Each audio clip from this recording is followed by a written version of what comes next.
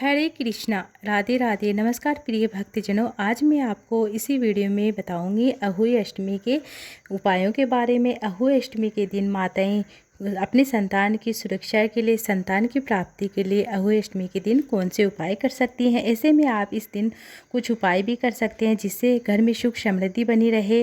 और हम आपको इस वीडियो में अहोई अष्टमी के दिन किए जाने वाली उपायों के बारे में, कथा के बारे में सब विस्तारपूर्वक बताएंगे। इस दिन क्या करना चाहिए, क्या नहीं करना चाहिए, ताकि आपको इस दिन व्रत करने का संपूर्ण फल प्राप्त हो सके। अहोई अष्टमी का व्रत रखने से माताओं के बच्चे की आयु लंबी होती है, उनका जीवन सुखमय बना रहता है, सुखहाल जीवन प्राप्त होता है। साथ ही उन्हें अपने जीवन में तरक्की देखने को मिलती है। उनके संतान की दीर्घायु के साथ साथ उन्हें संतान के जीवन में सुख समृद्धि भी देखने को मिलती है। धार्मिक मान्यताओं के अनुसार अगर संतान सुखी नहीं है पर अगर कोई अहोई अष्टमी का व्रत रखती है तो गोद निश्चित ही भर जाती है। अब हम आपको अहोई अष्टमी के दिन किए जाने वाले कुछ विशेष उपाय की जानकारी दे रहे हैं। अगर आपके कैरियर में बाधा आ रही है, आपके बच्चे के कैरियर में समस्या आ रही है, तो आप अहोई अष्टमी के दिन अहोई माता का पूजन के दौरान दूध और चावल और लाल फूल का उपाय कर सकते हैं, माता को अर्पित कर सकते हैं। इसके बाद लाल फूल आप अपने हाथ में लेकर संतान के लिए, कैरियर के लिए, उनके उज्ज्वल भविष्य के लिए, उनकी शिक्षा की अच्छी कामना के लिए, उनकी शिक्षा की कामना के लिए प्रार्थना कर सकते हैं। संतान को अपने हाथों में दूध और चावल खिला देना। फिर आप लाल फूल अपने संतान के हाथ में दे देना और फूल को सुरक्षित रखने के लिए कह देना। यह प्रयोग संतान के उज्जवल भविष्य के लिए किया जाता है। संतान को कोई भी कष्ट है उनके लिए किया जाता है। शिक्षा में जितनी भी बाधाएं होती हैं उसको दूर किया जाता है। काफ़ी सरल आसान सा उपाय है। आपको अहोई माता को दूध चावल अर्पित करना है, लाल पुष्प अर्पित करना है। उसके बाद लाल पुष्प को आपको उठाकर अपने हाथ में ले लेना है। संतान के कैरियर और शिक्षा की प्रार्थना करते हुए आपको वह पुष्प प्राप्त कर लेना। उसके बाद पुष्प को आप वहीं पर अर्पित कर सकते हैं। उसके बाद संतान को आप अपने हाथ से आप दूध चावल अर्पित करें। उसके बाद प्रसाद स्वरूप में अपने हाथों से अपने बच्चे को खिला सकते हैं। अगर आपके परिवार में बहुत बाधाएं चल रही है, जीवन बहुत ही कष्ट में चल रहा है, अच्छा नहीं चल रहा है, तो आपका अहोई अष्टमी के अगर आपके परिवार में बहुत ज़्यादा बाधाएं चल रही है, जीवन में कुछ भी अच्छा नहीं हो रहा है, तो आपको अहोई माता को गुड़ का भोग लगाना है और माता पार्वती के मंत्र ओम ह्रीम ओम माय नमः है। फिर से सुन लीजिए, ओम ह्रीम ओम माय नमः है। इस मंत्र का आपको 108 बार जाप करना। संतान को आपको उस गुड़ को खिला देना है। अगर आप चांदी की चेन भी पहनते हैं, अर्पित करते हैं, तो चांदी की चेन भी अहोई माता को अर्पित करें। फिर आप अपनी संतान को पहना सकते हैं। उस चांदी की चेन को आपको अपनी संतान ना हो तो आप पहना देना। उसके लिए यह क्या है कि सिर पर हाथ रखते हुए आपको उसे आशीर्वाद देना है और आपके संतान या फिर परिवार के किसी भी सदस्य के लिए आप यह उपाय कर सकते हैं। आपको आज के दिन लाभ जरूर देखने को मिलेगा। अगर आपके घर का कोई भी सदस्य या फिर आपकी संतान बार बार बीमार हो रही है, रोगों से ग्रसित है, संतान की उन्नति के लिए, उसकी सेहत की कामना के लिए आप ये उपाय कर सकते हैं। ऐसे में तो आपको ओम नमः शिवाय मंत्र का 108 बार या 11 बार जाप कर सकते हैं, या श्री शिवाय नमस्तुभ्यं मंत्र का जाप कर सकते हैं। श्री है मेरी माता रानी तो आप और शिवाय है भोले बाबा, तो आप श्री शिवाय नमस्तुभ्यं मंत्र का जाप कर सकते हैं अपने संतान की स्वास्थ्य की कामना करने के लिए। अगर संतान नहीं है तो आप संतान की प्राप्ति के लिए भी कर सकते हैं, कथा सुन सकते हैं। संतानहीन है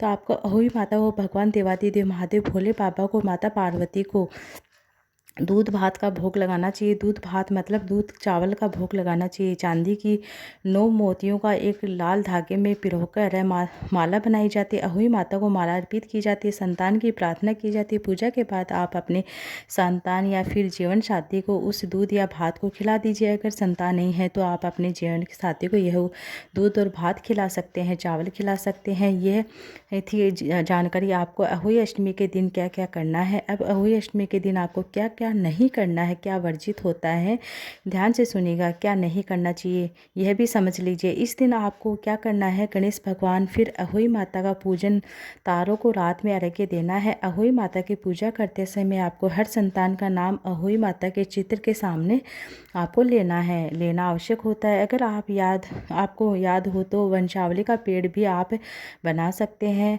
अहोई अष्टमी का व्रत आपको निर्जला रखना चाहिए। ऐसे में संतान को दीर्घायु प्राप्त होती है, सुख सुख समृद्धि देखने को मिलती है। अहोई अष्टमी के दिन मिट्टी को बिल्कुल भी नहीं खोदना चाहिए, मिट्टी नहीं खोदी जाती है। इस दिन आपको पौधों को भी नहीं उखाड़ना चाहिए। खुरपी जो नुकीली चीज़ें होती है, धारदार चीज़ें होती हैं, उसको भी आपको पेड़ पौधे नहीं काटने चाहिए, हाथ में नहीं लेना चाहिए। ऐसा करने से अहोई माता नाराज हो जाती है। अहोई अष्टमी के दिन गरीबों को दान देने से उस व्रत का पूर्ण फल प्राप्त होता है। अहोई अष्टमी के दिन तारों को अर्घ्य देकर तारों के निकलने के बाद ही उद्यापन को खोलना चाहिए। अहोई अष्टमी के दिन व्रत कथा सुनते समय आप 7 तरह के अनाज आप अपने हाथ में लीजिए।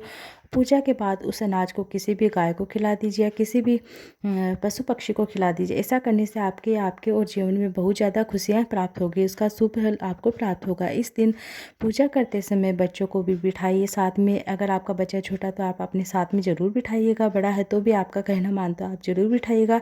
अहोई माता को भोग लगाने के बाद यह प्रसाद अपने बच्चों को अवश्य खिलाइएगा।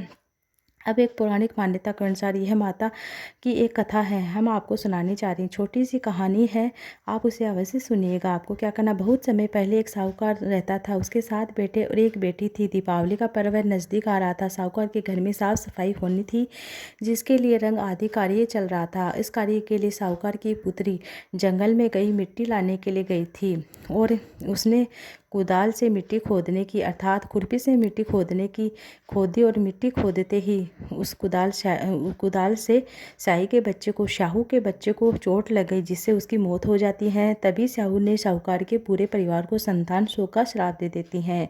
इसके बाद साहूकार के सभी पुत्र का निधन हो जाता है। उससे साहूकार के सभी 7 बेटे बहुएं परेशान हो गई। साहूकार की बहुएं पुत्री मंदिर में गई और वहाँ पर अपना दुख देवी के सामने प्रकट करती है, कहती है। तभी वहाँ पर एक संत आए, जिन्होंने बहुओं को अष्टमी का व्रत करने के लिए कहा, अहोई अष्टमी का व्रत करने को कहा। जो कार्तिक मास के कृष्ण पक्ष की अष्टमी आती है, उसका व्रत करने को कहा। पूरी श्रद्धा के साथ अहोई माता का व्रत उद्यापन करता है, पूजन अर्चना करता है, उसे साहू का क्रोध शांत हो जाता है, उनसे खुश होकर उन्हें अपना श्राप वापस ले लेती। इस प्रकार से साहूकार के सभी 7 पुत्र के साथ पुत्र मतलब सभी संतान जीवित हो जाते। अहोई माता का व्रत आप 24 अक्टूबर 2024 गुरुवार के दिन रखना चाहिए। इस बात को आपको ध्यान रखना है कि इस वीडियो में हमने आपको बताया है कि इस दिन आपको कौन से उपाय करना है, क्या नहीं करना है। छोटी सी ये वीडियो है। एक छोटी सी कथा है, पौराणिक कथा है। अगर आपको यह वीडियो अच्छी लगे, उपयोगी लगे तो वीडियो को लाइक कीजिएगा।